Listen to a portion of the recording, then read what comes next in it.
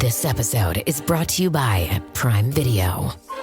In the small town of Holland, Michigan, nothing is ever what it seems. Behind the tulip festivals and pretty houses lay dark secrets that threaten to tear a marriage apart. Nicole Kidman stars in this darkly twisted thriller about a wife and mother whose quest to uncover her husband's secrets may get her more than she bargained for. Holland, streaming on Prime Video March 27th.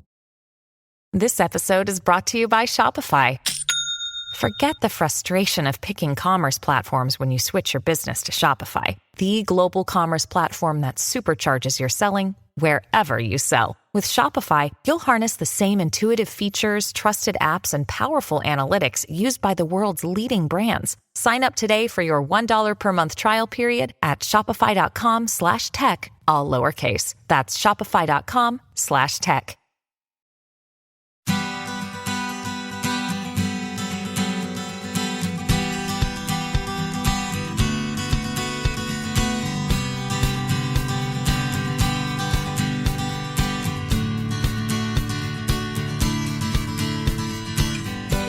Welcome to the Parent Footprint Podcast with Dr. Dan. I am your host, Dr. Dan.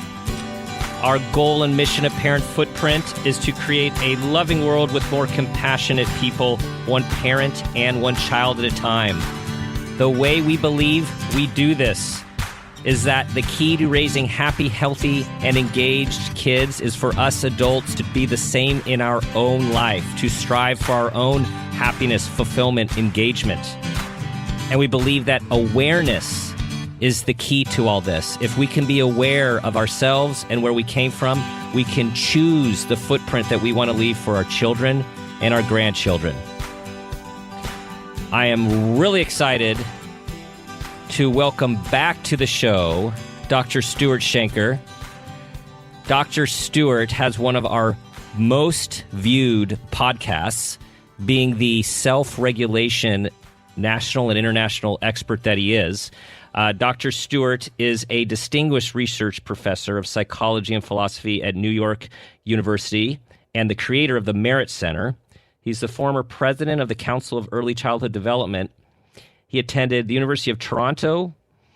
He also attended the University of Oxford, where he obtained his doctorate in philosophy with distinction, and he is an expert and advisor on early development around the United States and Canada. And he wrote this amazing book, which I'm holding in my hand, called Self-Reg, How to Help Your Child and You Break the Stress Cycle and Successfully Engage with Life.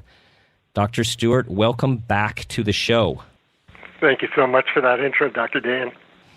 You know, I sit with people all day long, as you do often too, and I can't tell you how many of our clientele talk about your book and bring it in with their highlights and how helpful it has been for outlining steps to helping their kids gain control and manage regulation. Oh, I just love hearing that. I can't hear it enough. We're going to expound on that today. The title of today's show is called Constant Craving, the Self-Reg View. And Dr. Stuart wrote this great piece that I'm going to let him share that leads to that really is a great lead-in to how we, I believe, are all dealing with constant craving in this brave new world that we are experiencing. Let us know what happened, Stuart. Well, this is one of many, but this is as good as any examples I can take from my own children. A couple of months ago, my son came downstairs and absolutely had to have this pair of fancy running shoes that he'd just seen on the internet, and all the other kids were getting them, and they were really expensive. I mean, like, we're talking $500.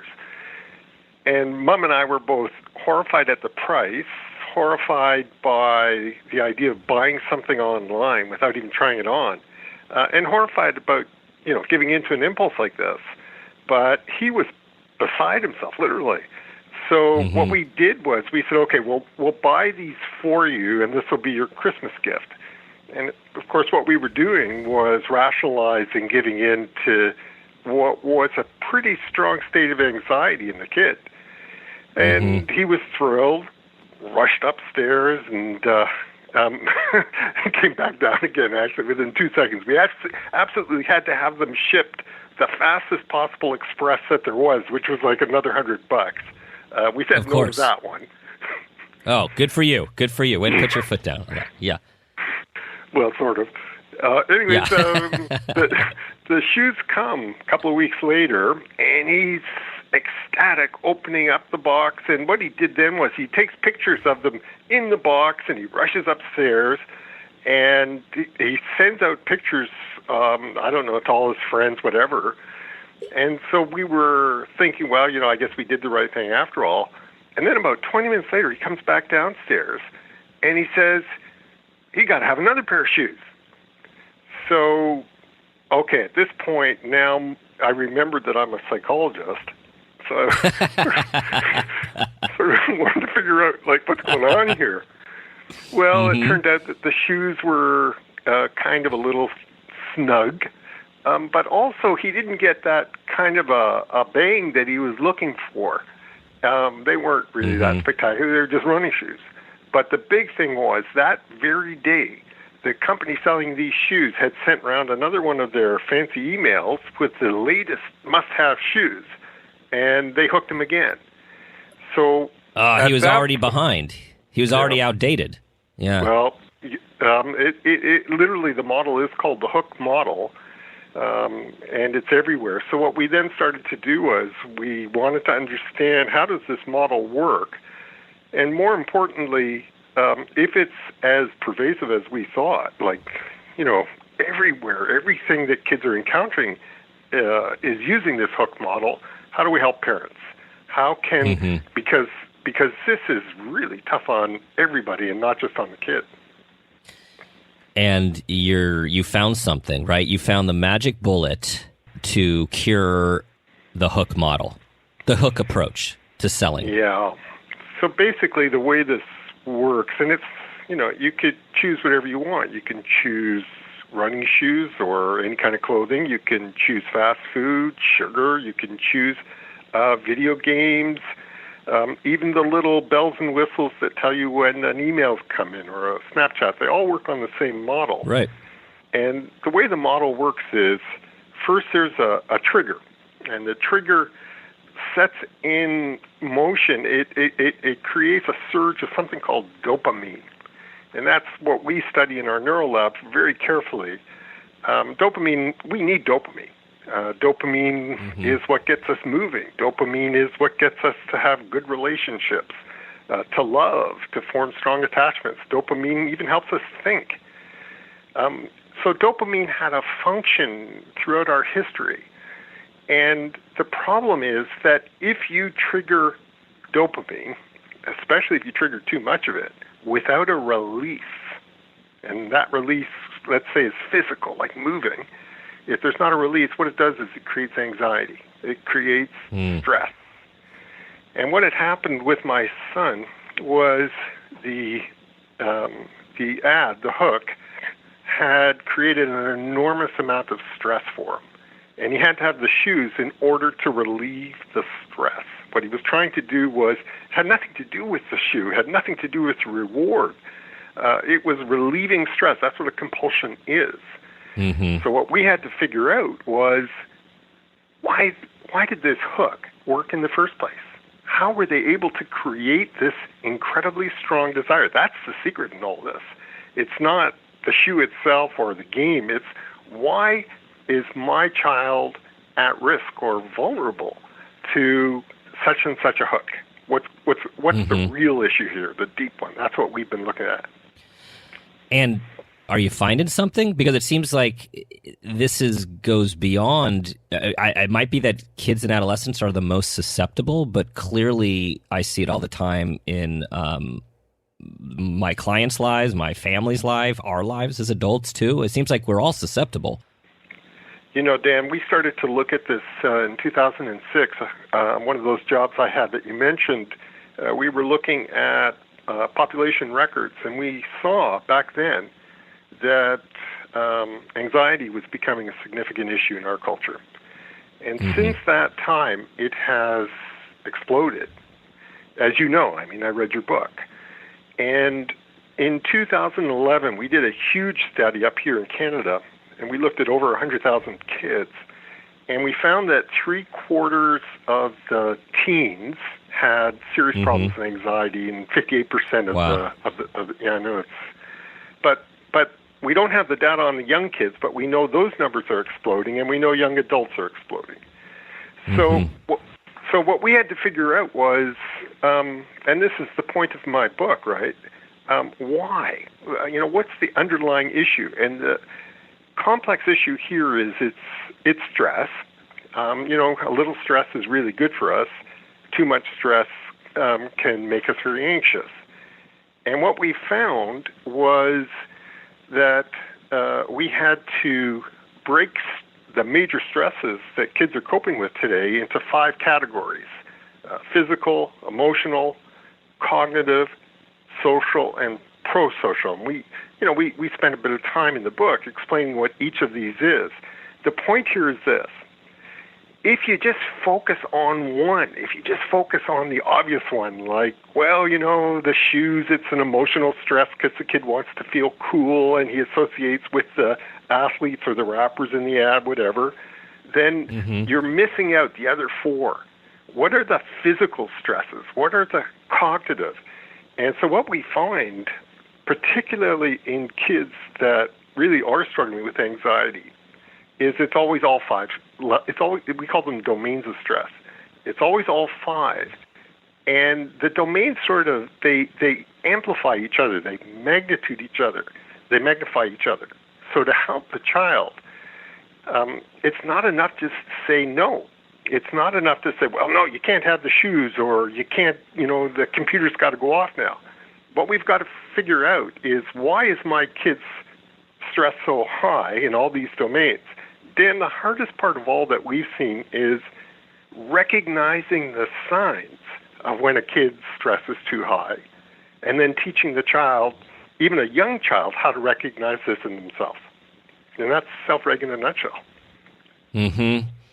And I mean, a few things that I'm trying to put together here from what you said. One is the dopamine without a release triggers a compulsive behavior cycle, right? So you have this, I have to have it, exactly, I keep checking. And then this other thing that you said, which is, we can't just say no, because that's what a lot of us do. Like, get off your phone. No, we need a break. But if we're not helping them, if we're not bridging or scaffolding or helping them build tools, I love it. Yeah, I love it. Right? They're just going to almost go through a awful withdrawal and irritability and stress and anxiety, and then the whole thing blows, right? I just love what you said, and it ties in with what you said in the very beginning too, right? Developing that awareness so that they have a good, happy life. So how have you found, if you don't mind using your great example, like, how do you unwind this thing, and how do we help our kids become aware of these triggers within them? I had an interesting experience with my daughter. This is just recently. I'm mindful now of what's going on here, and I came into her room. She's been having trouble going to sleep, and she's 13, and she was playing one of these stupid games on her phone. So what I did was, I explained it all to her. I explained the dopamine. I told her how it worked, and I got exactly the response you'd expect from a 13-year-old. And that was, and trust me, she said to me the next morning, she said, "You know how hard it is to have a brain doctor for your father?" Exactly. But I noticed that the very next night, she had turned off the phone and was reading. And guess what? Went to sleep with the book in her hands. And since that point, she has, in fact, been reading every night and going to sleep properly. So sometimes, we get so impatient, like in the moment, we want to have that change. But if you tell them exactly what's going on, and maybe you're going to have to say no, maybe you're going to have to reinforce it, but explaining why, not just being, authoritarian about it, but actually explaining what's going on here, it will take. I really believe that.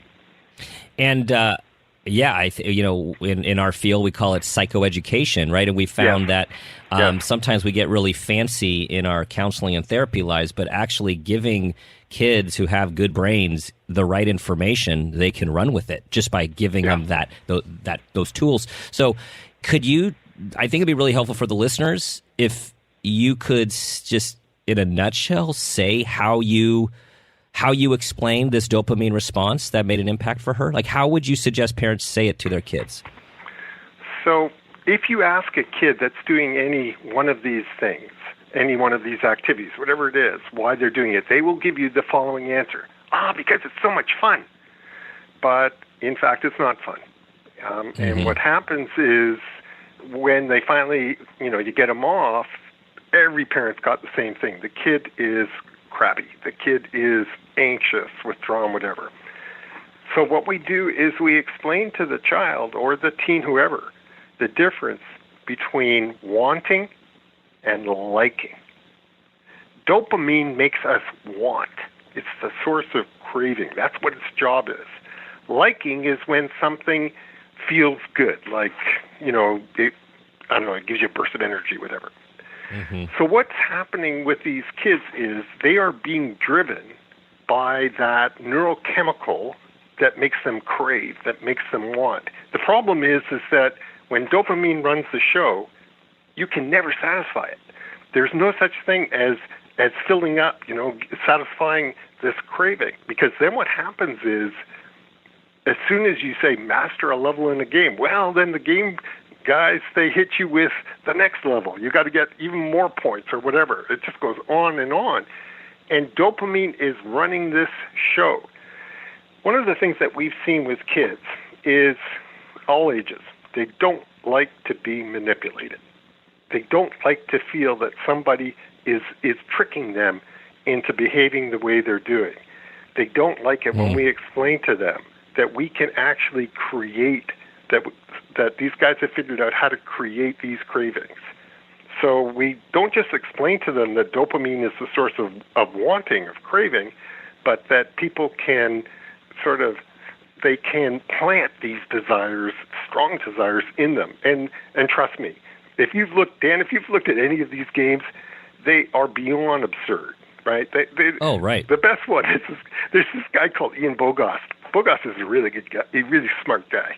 And he invented a game to show how stupid it all is called Cow Clicker. Have you heard about this?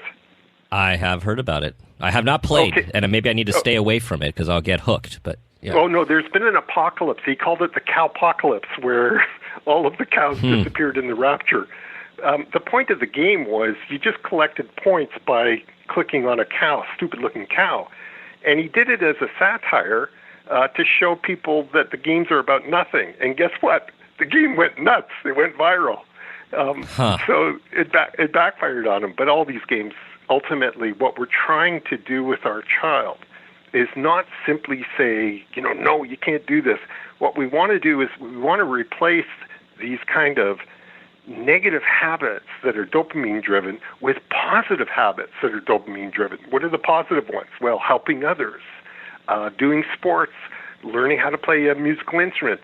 All of those are also dopamine-driven.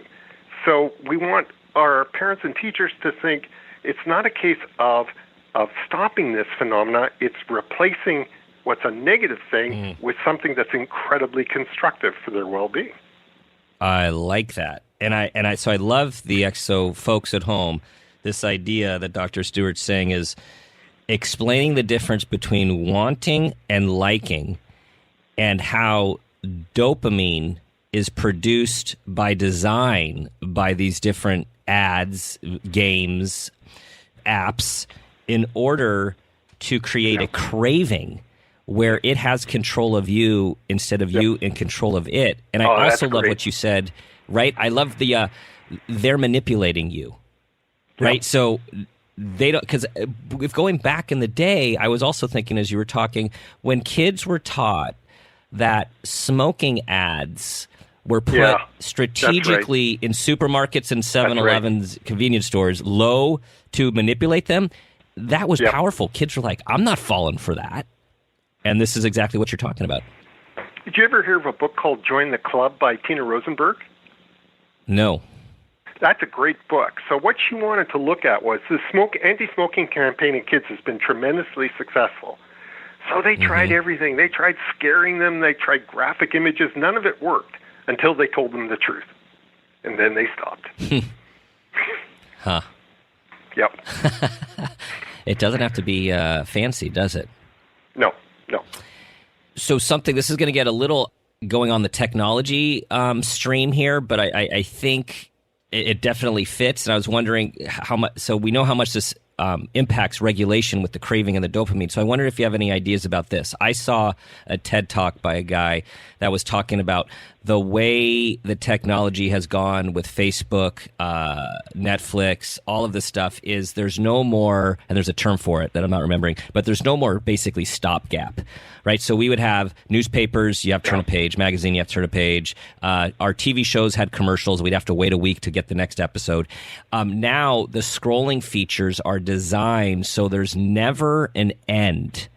And I was thinking this is that constant dopamine sucking craving because you're never done, right? Yeah. I'd love to know who the guy was. Yeah. That sounds great. I'll find that. Yeah, I'll find that. It was brilliant because let me add one thing. So the companies that he looked at, and a lot of them were in the Netherlands, right, where they do a lot of healthy things out there. He showed a picture where at 6 o'clock or 5 o'clock, whenever this company's the time was done for the day to be over, the desks actually go up to the ceiling so no one can work. So they were actually building in stops. And the other thing, which is I tried to adopt a version of this myself because I have this thing called inbox-itis with emails that I have written about, which is it's at this company, in order to create this stop and mental health for their folks, the email message and the voice message would say, so-and-so's out of the office for X amount of time. Any message you leave will basically disintegrate. So they're not going to get it anyway. So please get back to them when they return. So people wouldn't come back to full inboxes and voicemails. Well, this is fabulous, and we have to start doing it with our kids, right? We're raising a generation. There's this one line I was reading recently in a very good book by Sharon Begley called Compulsion.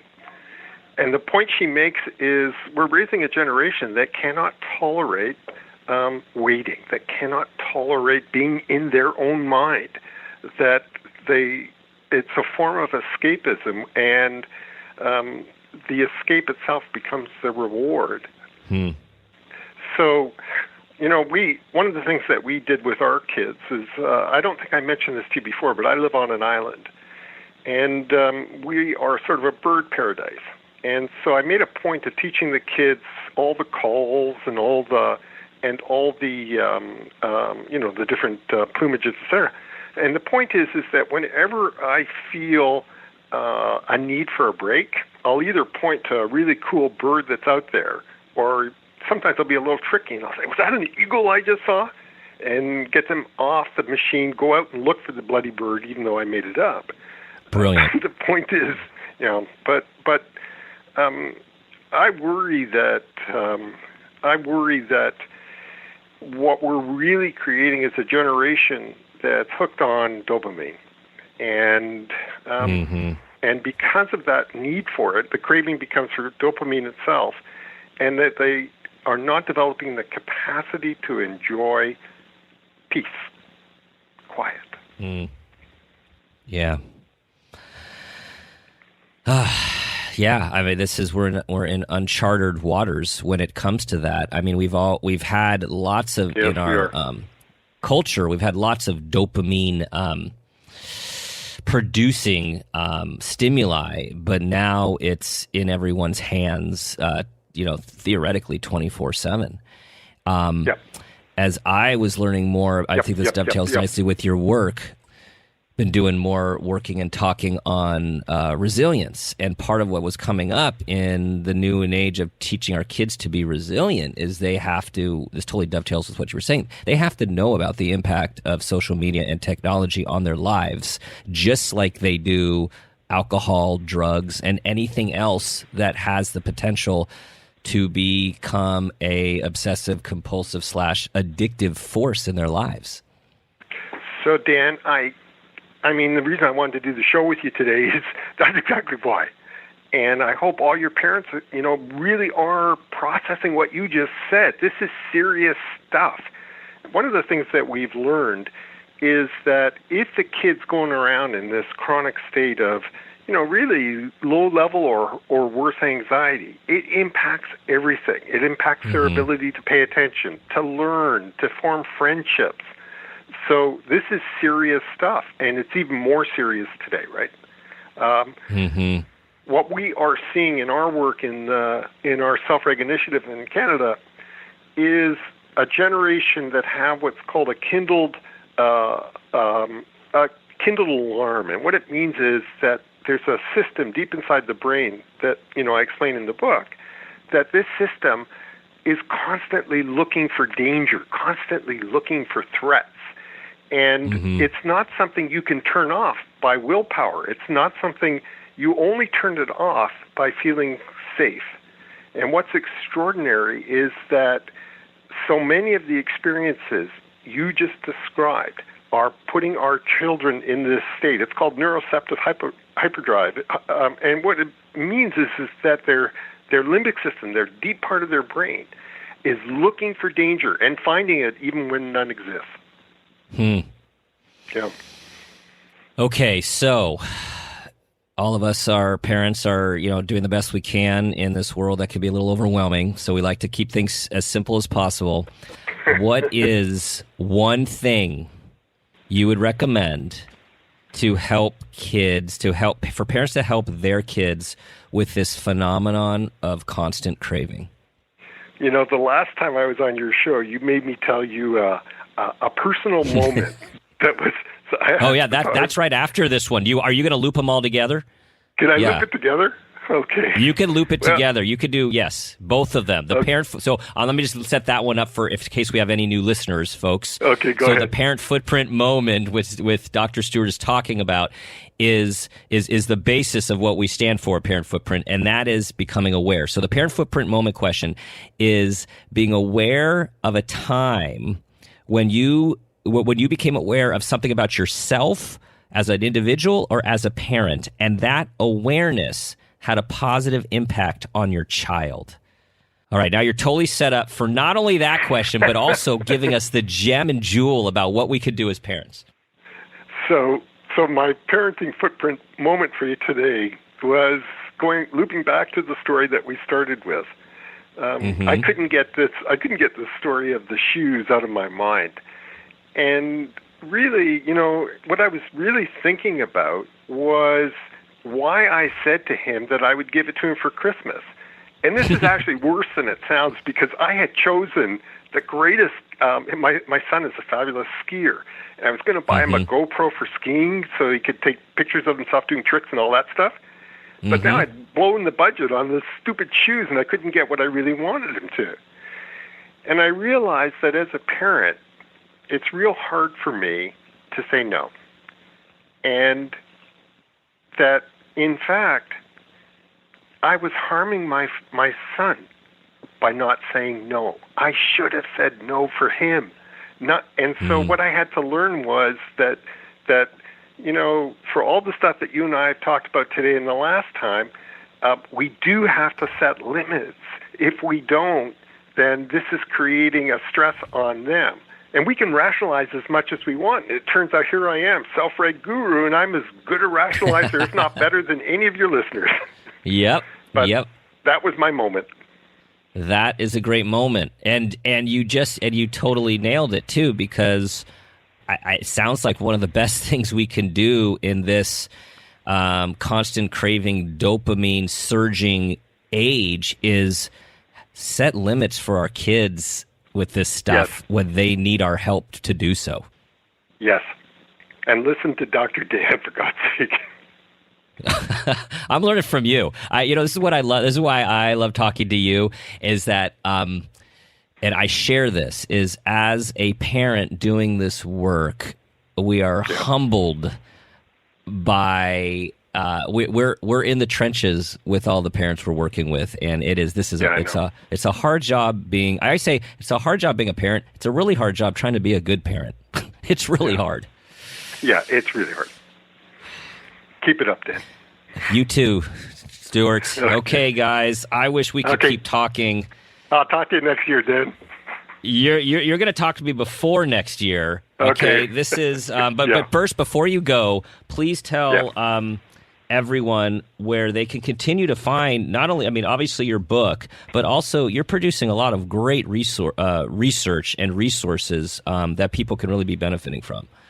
Yeah, we have a number of kind of generous benefactors so that we can make as much stuff as we can free to parents. So they can download the stuff at www.self-reg.ca, selfreg.ca. Check that out, you guys. This was a absolutely great show in terms of content and, of course, guest. Constant Craving, the Self-Reg View. Everyone, I think we just need to continue to think about self-regulation, our own and our kids, as the kingpin of creating this balanced and healthy and successful life the way you define it. Thanks for listening. Continue to try to be the person you want your child to become. Model for them how to be. Continue to work on yourself. Don't be afraid to become aware. Show them how to do it. Show them how to be vulnerable. Show them that growing is a lifelong process. Check us out at www.parentfootprint.com. Check out our Parent Footprint Awareness Training, which is all about increasing this awareness and parenting with purpose and intention. And as always, remember to ask yourself, what footprint do you want to leave?